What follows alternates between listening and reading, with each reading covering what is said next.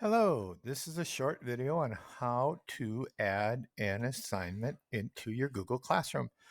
This video assumes that you've already created a Google Classroom, have students in your Google Classroom, and have created the assignment in Google Docs or another place. So let's get started. Open up your Google Classroom and you will see I have several. We're going to add an assignment to my fourth grade classroom. So I click on the Google Classroom that I want to add the assignment to, and you'll come across.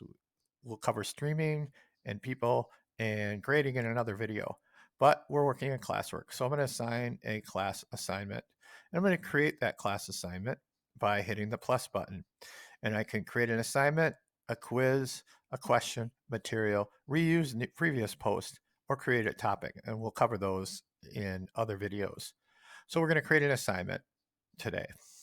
We're going to title the title assignment, and this is the title students will see.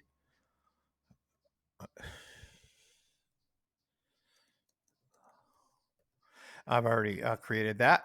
And now I have instructions. Please please.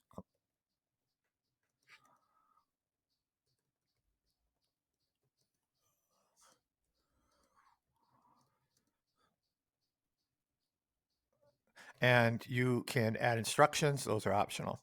So now I've created this Google assignment. I'm going to add to it. Now I've already created the Google Doc to go with it to save time. However, if you needed to, you could create and click a Google Doc. You could do a slide, a sheet, drawing, and form here.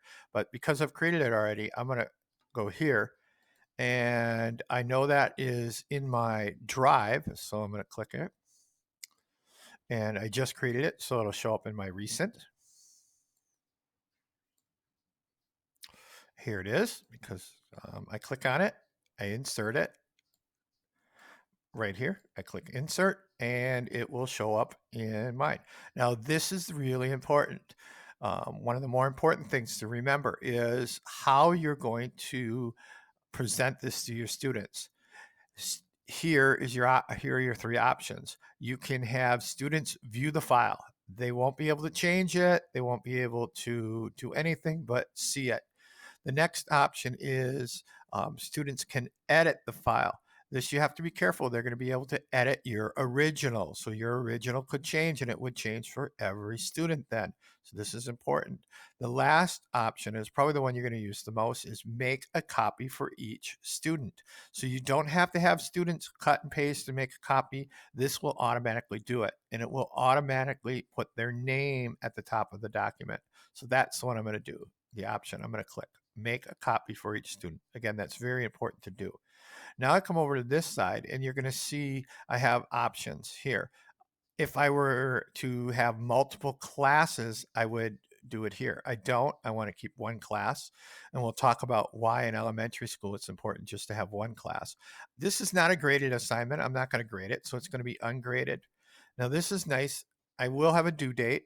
I can come down here and I can put a calendar due date on it, and it will always default to today's date, but I'm just going to put a date of the 24th here. You could have a time option if you want. I'm choosing not to. Let's say you do want to have it by the end of school, so we could go 3 o'clock p.m. So we could have a date and a time. Now we've done it.